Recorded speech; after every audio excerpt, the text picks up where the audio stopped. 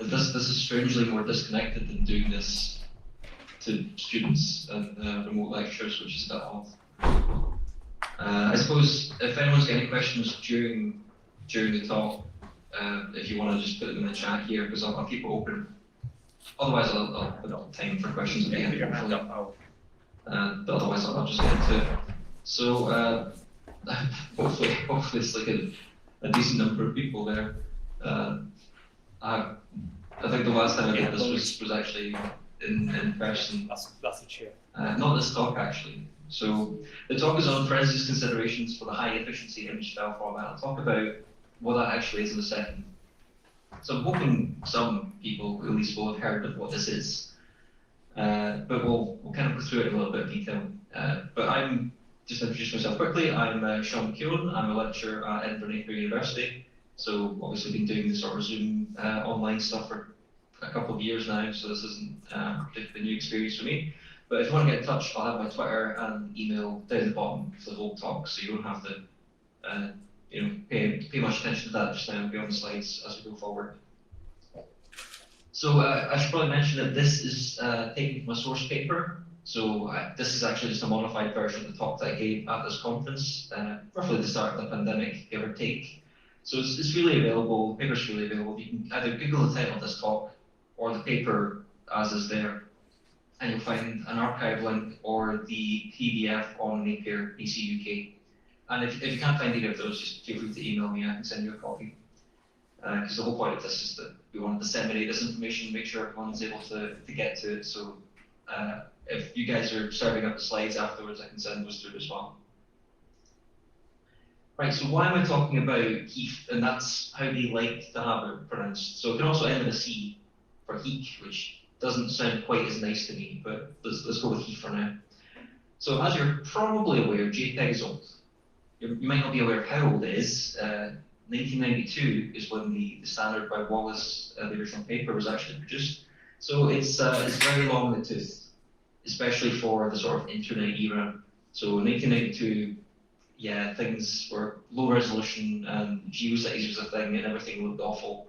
And JPEG has done quite well to age as well as it has, I think. But fundamentally, it's lacking support for modern things. So HDR might have been a thing in the movies, potentially. It wasn't a thing for image file formats back then. So HDR wasn't really considered, and it's not really something that's been bolted onto JPEG since either. We're only limited to 8-bit color depth, so we've not got all the colors of the rainbow, as it were. Things like transparency, you probably realized if you've ever tried to make a transparent image, you have to stick with things like PNG, and the same thing for animation.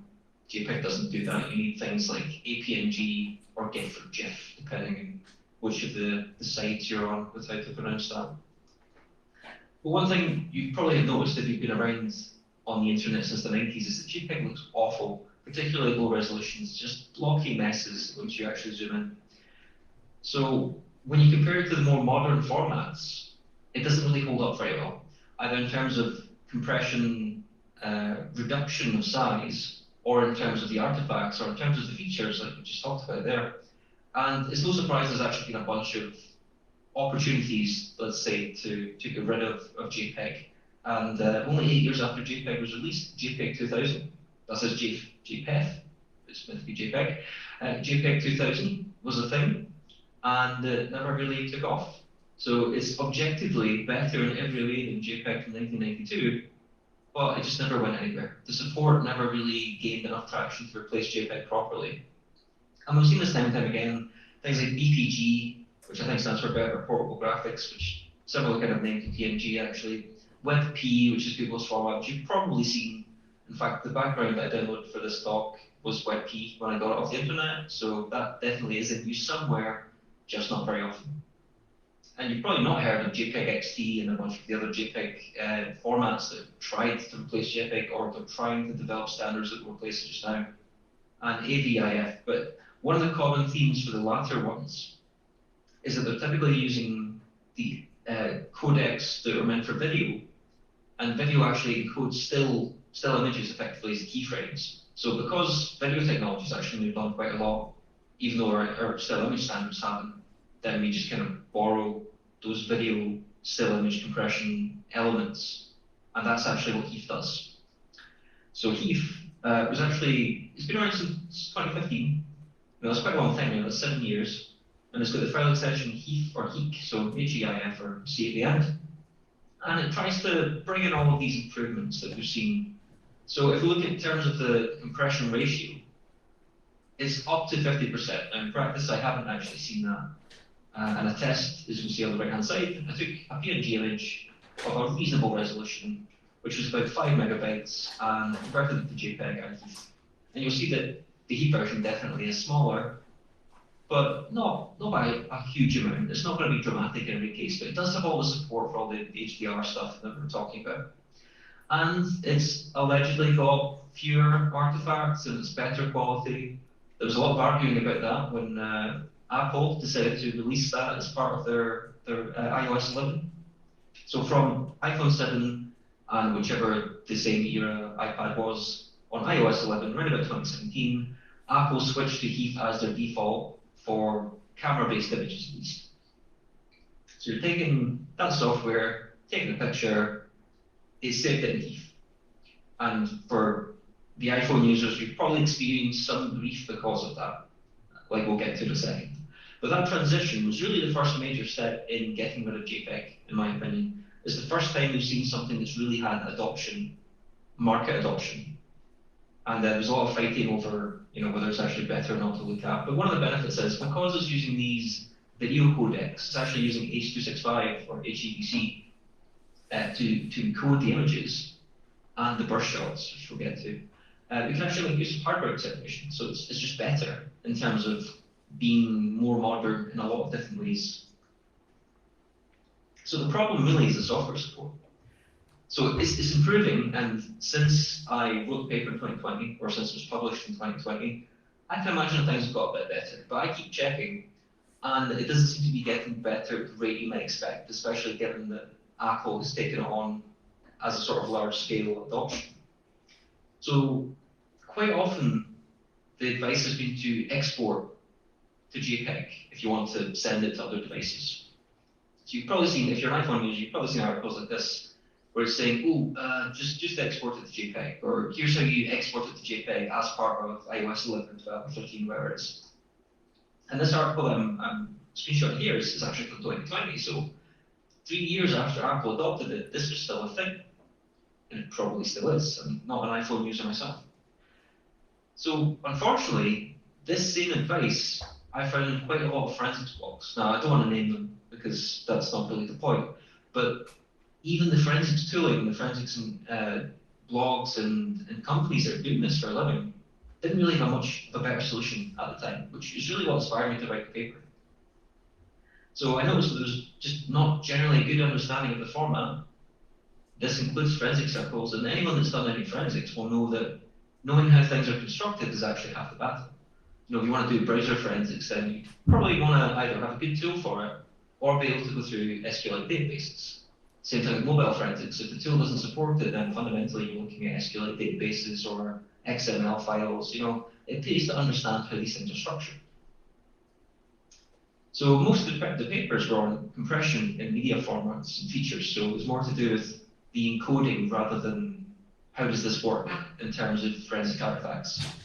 So I thought I want to remedy that. And there were some forensics blog posts. In fact, one of the ones I referenced in the paper is Cheeky Monkey 4N6, which, as you probably know, is forensics. And yeah, genuinely published a conference paper with a reference to Cheeky Monkey Forensics' blog, which I thought was a new career high. But yeah, it's actually not a bad post. So it's quite funny, monkey MS Paint drawings. So yeah, go look, it's good stuff. So the investigation of the paper is basically saying this is all bad news. We need to do better than this as a forensics community. So again, why do we care about this? Well, if that wasn't convincing enough, well, we just have to look at the market share that Apple actually has for iOS devices. So worldwide, we're sitting at about a sort of three quarters Android, although that's been diminishing every year since I started keeping track of this. And iOS is a bit more than a quarter. But if you look specifically at the sort of main English-speaking markets in the USA and the UK, it's actually a bit more like 50-50. So I probably should have checked this when I wrote the paper, because I said, basically, you're doing mobile forensics, about 20% of the investigations at the time would have been iOS. But in fact, if you're doing it in Britain or the USA, it's far more than that. It's more than double that. So we definitely have to know how these things work. And one of the problems is really that we've moved away from the still image format just being about a single image. So this is one of the things you might not realize, but HEIF format is actually a container where we can put multiple images inside. So as I said, it takes the codec from video encoding, but actually it borrows more than that. It's borrowing the structure of a video format, a video file format to be specific. So if we look at all the way back to the QuickTime movie format, everything is sort of derived from that. All the sort of MP4, MKV containers, they're all just that. They're containers because if you think about, and this is maybe showing my age a bit, if you think about like a DVD menu, right? You've got all these different tracks, you've got different chapters for the film, you've got the extras, you've got different audio and language settings. You've even got the one where they have the commentary on top, right? These are all effectively different channels for the same related content. So video formats have had to deal with that for quite a long time, but now we're getting to the point where images are not just a single picture anymore. So you can think of a containerized image format as basically kind of a gallery in a file. So we're not just storing a single image and its thumbnail like we would in JPEG, we're storing a sequence of images or a series of related images that we can then do stuff with. And the trick here is that when you're displaying that, we're typically only displaying the cover image, if you like. So that's like the book cover. You know, there's loads of pages inside that might be more images inside, but we only really see the cover. That's the main thing that you want to display, and it's tagged as the primary image of HEIF.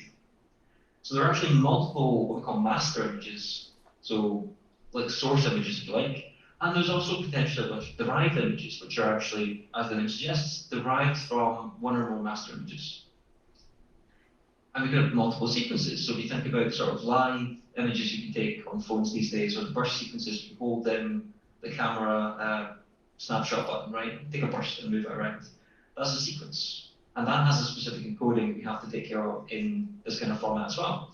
But we've got more than that as well. So if you think about traditional image forensic, then we're looking at things like exit data. Or maybe we've got thumbnails embedded. And the thing is, for every one of these master images that is embedded in HEIF, they can have separate exit content, or they can have individual thumbnails.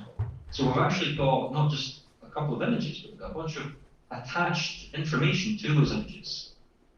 And as we'll see, the support for that and actually dealing and working with that is not good at all. So most applications don't see more than that, just that cover image, that book cover, if you like.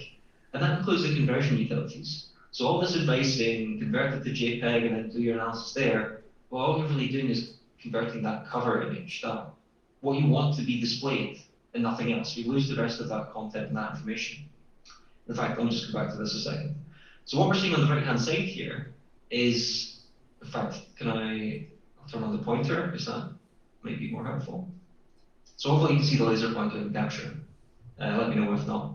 So we've got the Mac preview application being displayed here. And basically, we've got an image, or a HEIF container, if you like, that's got 1, 2, 3, 4 separate images, all of different seasons, allegedly. And then we've got a fifth image, which actually combines them all together into a grid format.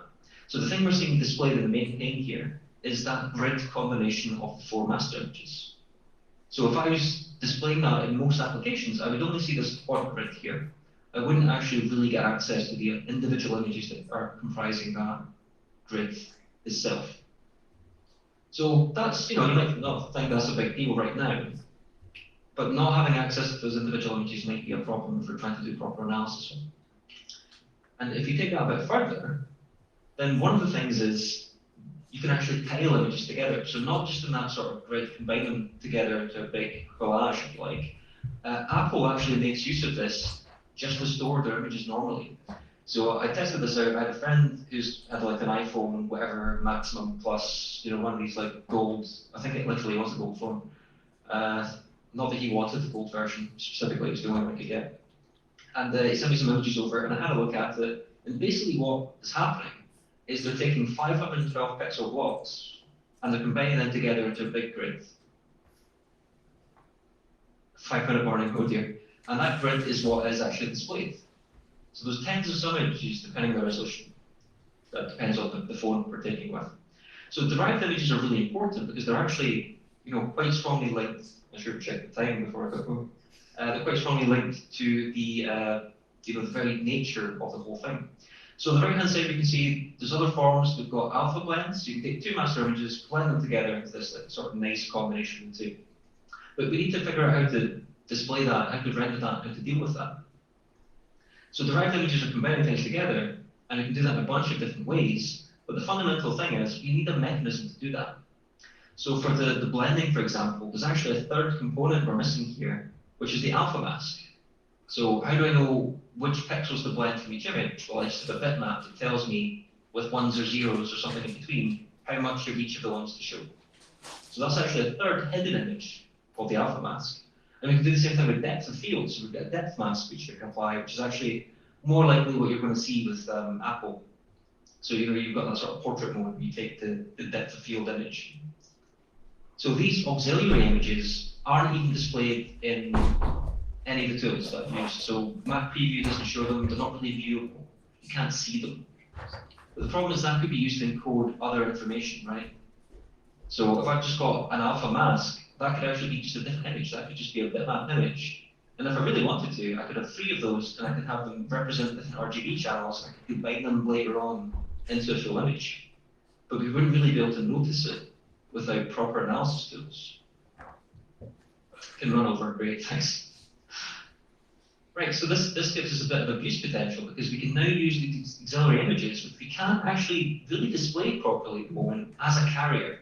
So if we think about it in terms of steganography or just any kind of data hiding coding, this is now this sort of grayscale luminance channel that never really gets displayed anywhere.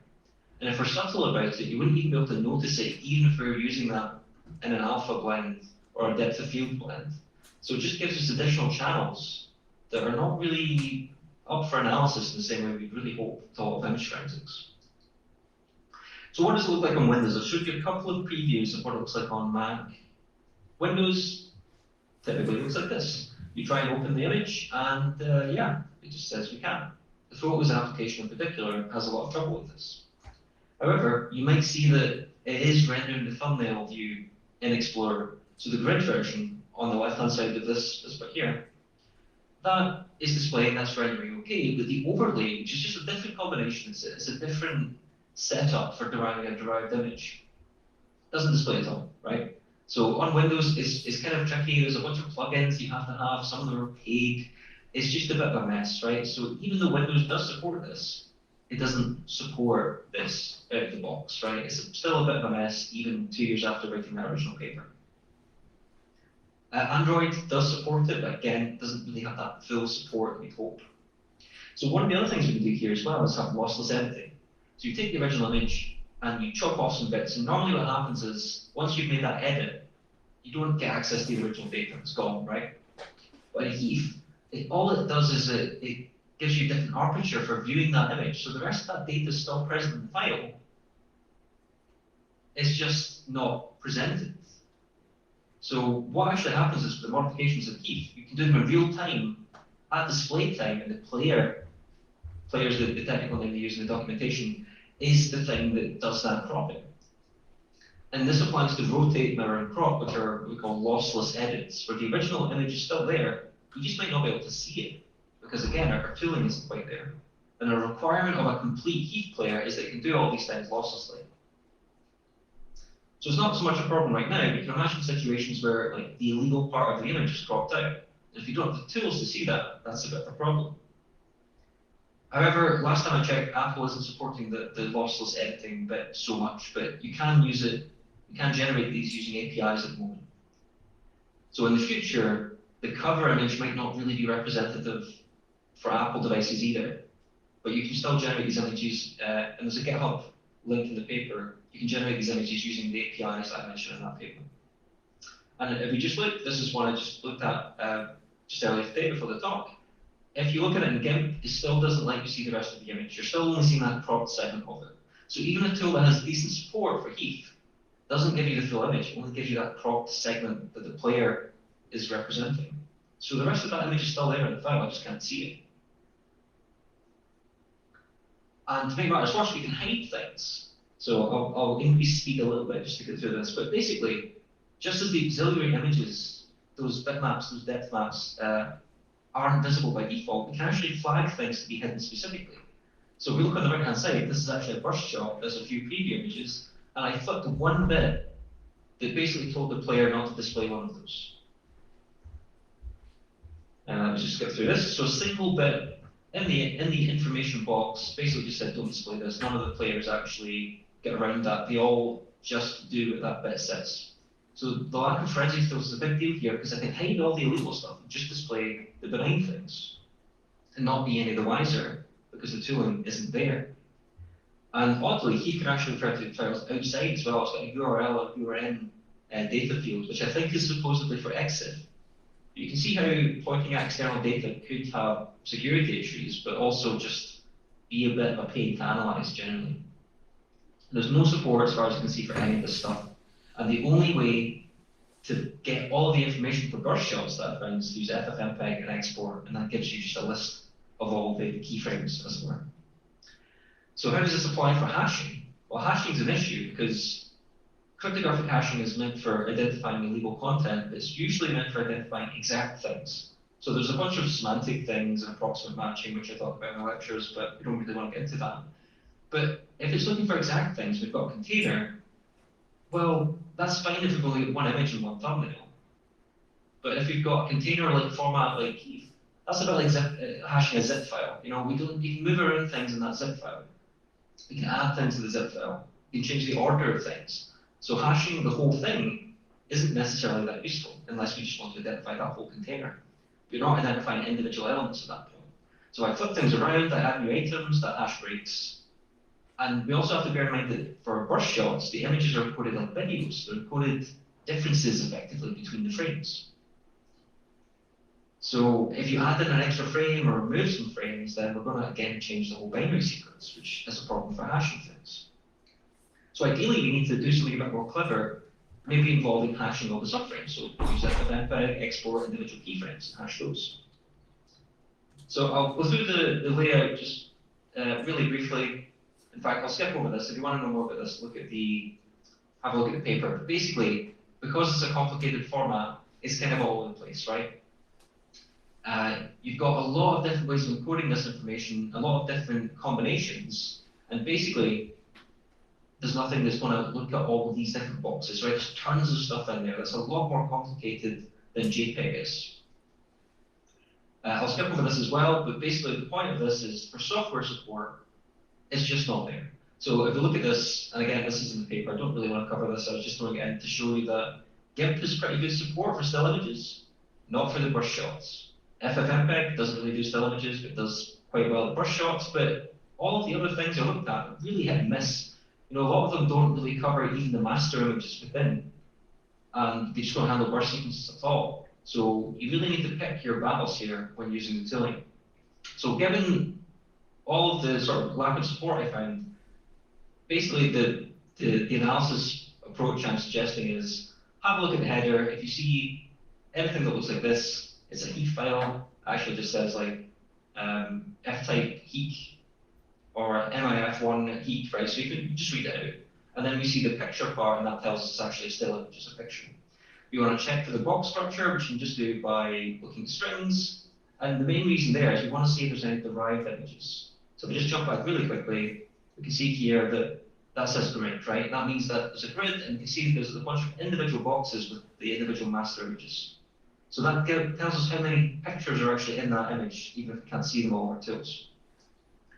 And then we want to check, there's a specific bit, again, you can check in the paper, there's a specific bit that marks things as hidden, so we want to unhide those, which is flipping that bit. And then we can preview it in Mac or GIMP, and if it's a video we want to export using FFmpeg. And that gives us, at least for now, the best shot at seeing everything inside that container, because really the tooling just still isn't there. So conclusions, it's a complicated container format. It's not really a still image format in the old sense for PNG or JPEG. Current forensics tools, not good. You actually have to do quite a lot of manual work if you really want to find out what's inside these files. And future forensics tools should really display the box structure and the item structure, because remember, it can be a complicated arrangement of thumbnails and exit data. We want to be able to completely unpack that. We want to be able to display the hidden items, and that includes the auxiliary, depth map things, sequences of frames, and all that exit data. We want to be able to hash the individual elements, which again, because it's a container format, there's no point hashing the whole zip file. We want to see what's inside of it. And we want to attempt to address things like external references and some of the other weird behavior that's in there.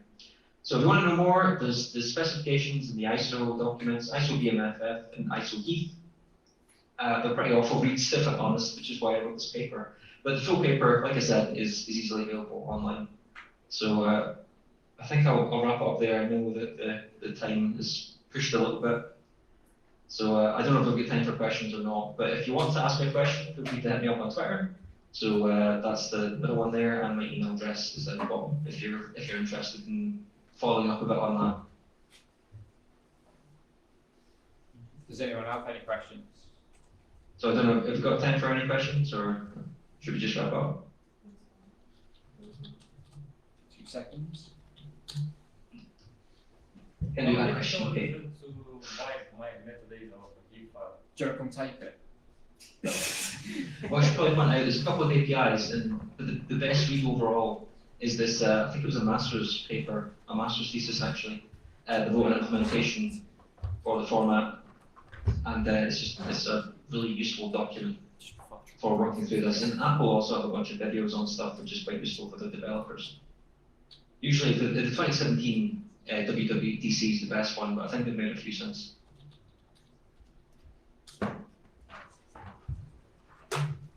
How difficult is it to wipe metadata in HEIF files? Well, that assumes that we've got tools that can actually parse the format and allow you to edit that stuff. So the editors for it were few and far between. Most of the stuff, including GIMP, was really working with a limited set. In fact, I didn't even see a good way of viewing the EXIF data, let alone editing it. But obviously, you can just get a hex editor, and you can find the EXIF blocks, and you can do whatever you like with that. But in terms of having tooling to do it, or even viewing it, it's not really there. So if you take EXIF tool and you point it at a HEIF image that has 4 images in it, and they all have EXIF, you will see precisely one of those. You'll see whichever one is marked as the cover. So the whole thing is just a bit all over the place. Like, if you edit it, people probably won't even notice because they won't see it. If that makes sense.